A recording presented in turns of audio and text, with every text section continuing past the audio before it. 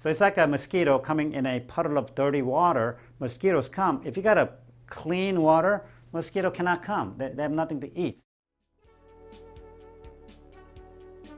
Hello everyone, this is Dr. Kim, America's Holistic Foot Doctor. I've been a foot doctor for over 30 years now, and I've seen thousands upon thousands of patients for their toenail fungus. So I'm what you would call a fungus expert. Toenail fungus is a sensitive subject for many, and it can be uncomfortable, embarrassing, and sometimes downright unpleasant to look at. In this 4-part video series, I would like to share with you how to holistically cure toenail fungus. On the first video, which is going to be today's video, you're going to learn, do you have toenail fungus? You're going to learn if you do have it. If you do have it, what kind of fungus you're going to get, and who gets it, and what kind of environment fungus loves, and everything about fungus today. So the second video will be about 6 home remedies. These are the remedies that you want to try on your own, whether it's cleaning or drying and soaking and sunbathing, a lot of things you can do at home to try to eliminate toenail fungus. A third video is 4 medical treatments. Now you tried already your home remedies and it has not really worked out very well for you, then you need to go visit your foot doctor. When you do, your foot doctor will give you your main 4 medical treatments, such as grinding and debriding it down so that medication will be able to penetrate, topical medication or even oral medication. Sometimes we use laser to kill the fungus at the same time. And then the final video will be the most important one, the 3 internal remedies. Now, a lot of people think fungus just lives outside, just not true. More of your fungus like to live inside. Due to your immune system problem, you cannot fight the fungus. Therefore, you need to improve your internal gut system to improve your toenail. And a lot of people has not improved your nail because you've tried a lot of home remedies. You even went to your foot doctor or other doctors to cure this problem. Still not better is because you haven't addressed your most important internal issues. So let's get right into our first video. Do you have toenail fungus? Well, let's find out who gets it, how they come about, and then how we can combat it at the same time. So now, first of all, fungi, or fungus we call it, has its own kingdom. Plant has its own kingdom called kingdom of plants, and then animals have our kingdom called animal kingdom. But fungus, it doesn't belong to the animal nor the plant. So it's somewhere in between, has characteristics of both area, and we call it the kingdom of fungi.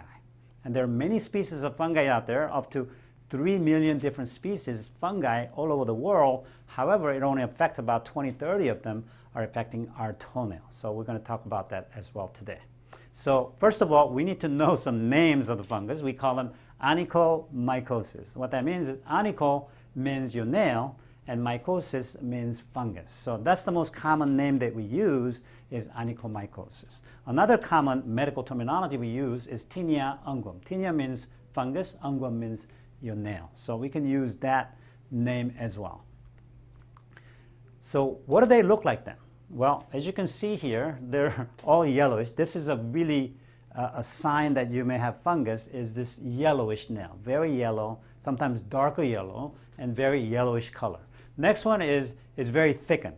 The reason it's thickened is because it loves the moisture. It sucks all the moisture out of the way, so it literally puffs up the nail and separate between different layers of the nail, make it very thickened. And then because of that, they crumble. They crumble. A lot of yellow powder comes out of this whole area, and that's what makes it very contagious, because you can leave some of that all over the place, or airborne. You're going to find out a little later on, so that it becomes very contagious. Also, sometimes it looks black, sometimes it looks green. I've seen green ones that are candida or yeast that are green ones as well. So many different colors, very ugly and thick and not looking very healthy. Okay, and that's your nail, and that's what they look like on the fungus toenail. The fungus is everywhere, just like virus. As you can see, the whole family. Okay, if one gets the fungus, then you can spread it to all the other part of the family. Spouse can give it to your, your husband give it to your, wife. Wife gives it to your kids, and especially if you're sharing your bathroom together, then you can get all of this all at the same time. So everybody can share all the fungus. Very contagious. They're airborne too, just like virus. And you can literally float around the air, and you can land wherever they like, and then that's where all the problems come. And so you have to be really careful about the fungus, because if you touch some things, or if you share the same area with your family members with the fungus, then you can easily capture the fungus in your toenail. We're about halfway through my tips on how to know more about toenail fungus. If you enjoyed this video so far or learned something new, leave a Dr. Fungi in the comments below, and be sure to give this video a thumbs up. So now, what kind of environment does fungus love? There's an external environment and internal environment. Today we're going to talk about mostly internal environment. Obviously external environment. Internal environment will be coming up on the 4th video, which we're going to talk about how to handle that internal issue. So they love dark area. And if there's any sunlight there, fungus cannot live. They love dark and dirty. If it's anything clean, they don't live there. Okay? So it's like a mosquito coming in a puddle of dirty water. Mosquitoes come. If you got a clean water, mosquito cannot come. They have nothing to eat. So same thing with the fungus. They like dirty area with a lot of different things that they want to eat. And then the wet. They love moisture. Without water, you won't see fungus. So if you keep things dry, then fungus cannot come. So it's very important to know that it's very wet, and it's all warm. They like warm environment. They don't like it too cold. They don't like it too hot. They like it nice and cozy. And the perfect environment, as you can see here, will be your old athletic shoes. Why? It's dark in there, it's dirty, and then it's sweat a lot in there, very wet, and then it's nice and cozy and warm. And they love your shoes. So this is very important for you to know, that you have to avoid making your shoes looking like this, because they love fungus. And it lives in there, it wants to stay in there, doesn't want to go anywhere. And then obviously internal issue, we're going to touch up on slightly here, is they love sweet stuff. They like sugar. And they also like processed food. All the junk food that we love, they love that as well. So you have to watch out for that. These are kind of environment that your fungus really loves. Then who gets the fungus? The most people with the immunocompromised people, such as diabetics, obese patients, and elderly people, have immunocompromised conditions and cannot fight the fungus very well, so tend to get a lot of fungus. Especially the diabetics, I see a lot. They have a lot of inflammation. They have a lot of sugar issue. On top of that, their immune system is not very healthy, so they cannot fight up the fungus, so they get a lot of these problems. Next one is the workers in boots. As you can see here, these are beautiful work boots. They're leather, it's got steel toe. However, it's not breathable. So a lot of water gets trapped inside, and they can eat all the stuff inside the shoes. So all the workers in boots really have to be careful, because that's where the fungus likes to live, in your boots. Athletes, obviously, you sweat a lot. You're dirty. You're using it all the time, and you're constantly, kind of wearing your shoes out. So that creates an environment for the fungus to grow at the same time. And traumatized nails are the ones that I see in my office a lot. Obviously, I see a lot of athletes, a lot of workers too. But the people injure their toenail. They drop things on it, and they kick their toe against furniture a lot in the middle of the night, going to the restroom. And a lot of different trauma and injuries can make the nail fall off or bleed underneath the nail. It goes black and blue. And then when that happens, all the dry blood, they love dry blood.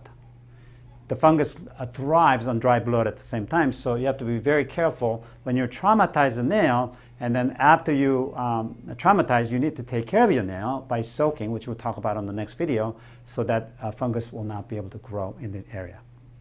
And then there are 3 main types of fungus, and they're the dermatophytes, neurodermatophytes, and then yeast or candida. Those are the main ones. The most important thing you have to know are the dermatophytes, obviously. The fungus, they have their own kingdom, but their main function is actually to help you, actually. Fungus actually is good for us. They decompose all the things.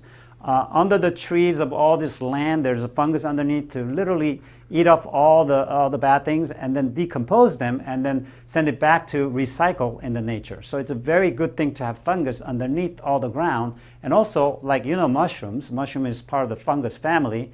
It's very healthy, and even it can help cure cancer at the same time. So it's a very powerful way that fungus can help us as well. However, the ones that we're talking about, these are the pathogenic or parasitic ones that are attacking our nails and skin and eating away all of those things. And these are the different type of fungi that we're talking about today.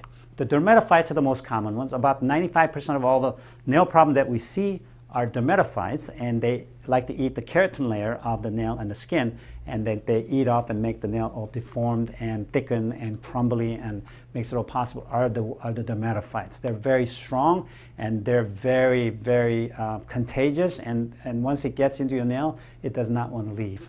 Next one is the non-dermatophytes. That's not as common. They're usually on plants or soil. However, you can get them on your toenail at the same time. The yeast and candida ones are not common at all on your toenail. However, I've seen it in the past, the green color fungus, and it can be inside your body, in your lungs and your stomach and different area of the body, and that's where they thrive in your body. Be sure to like this video if you found it interesting or learned something new. If you think someone else will enjoy it, be sure to send it to them. Stay tuned for my second video in my toenail fungus series coming up next week about 6 powerful home remedies. Don't forget to follow me on my other social media channels, including Instagram and Facebook, to stay updated on everything happening on my channel. Until next time, be educated, get empowered, and encourage others today.